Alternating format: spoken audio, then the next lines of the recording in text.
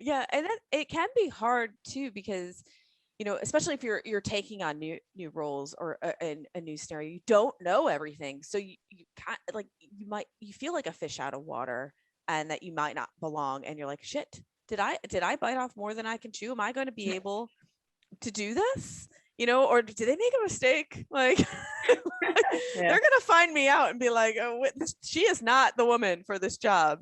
Um, you know, Tina, did you find that, like, as you moved up your ranks, that you had a little bit of those feelings when you were like took on a new role? You're like, shit, should I really be here?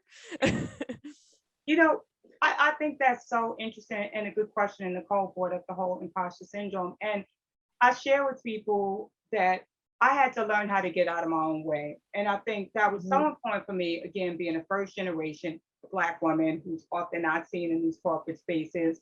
And so while I say that I had to learn how to get out of my own way, I also think that that's not removing the fact that racism and sexism are still alive and real, right? But it's things that you have to learn to accept and manage, because if you don't, I tell people all the time, I'm a true introvert, but nobody believes me because they see me at the job showing up.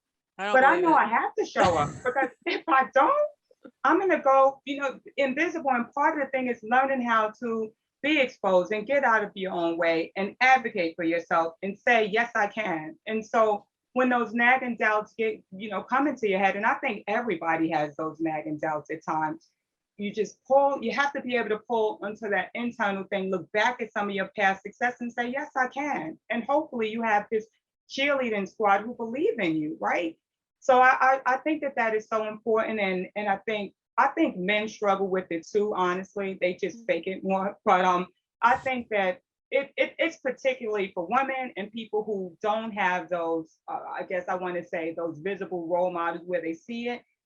We look at what Katanji just went through, right? She's the first, 200 something years later, a first. It's easier when you see yourself represented in those spaces. It's a lot harder when you've never seen yourself. So you, at the same time, have to push through it, believe in yourself. Hopefully you have this squad that lifts you up and believes in you when those doubts come in, but it's a very real thing. So long story to answer your question was I really did have to learn how to get out of my own way, Yeah. despite everything. But the beautiful part about life is, again, looking backwards, I learned early on, life is not always fair. So guess what? Can't stop, won't stop, try to stop me.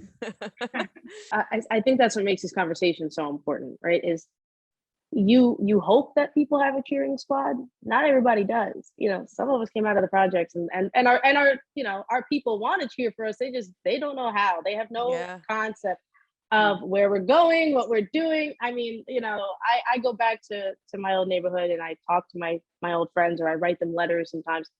And even the way I speak, even the way I write, like the vocabulary I'm using, I don't realize is like, hey, you're sounding a little uppity. Like, hey, don't simplify, right? You're moving up and you're trying to enter these different rooms and classes that you know nothing about, because that's just not where you came from. That's not what you had. That's not, and nobody was there to guide you. They wish the best for you. The people that you came from are cheering you all the way on. They're hoping that you win, because they need to see you win.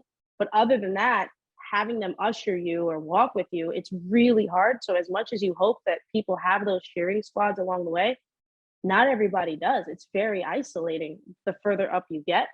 And that's what makes these conversations so incredibly important. Like, we need to normalize having these talks. We need to normalize being each other's, cheering squads within our professional arena, because you don't know what everybody's story is. The more refined and polished you get, the less you see the scars. And so you really don't know, right? I think we need to talk about these things. These were not normalized conversations when I was in law school. These were not normalized conversations when I was graduating law school. And it wasn't all that long ago. I won't speak for Tina. I know she's further ahead in her career from what it sounds like. I'm not sure these were normal conversations back then, because I know I wasn't having them in college. They missed me.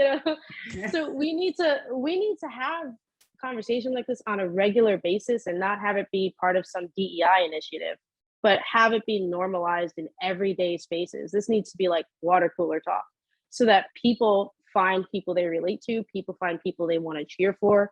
It's part of networking, it's part of, climbing. Like Tina said, you don't climb alone, and you shouldn't, because if you're climbing alone, you're going to be real lonely when you get to the top, right? So it needs to be that you're taking people with you, and the only way to do that is to really be open and vulnerable and have these conversations on a regular basis.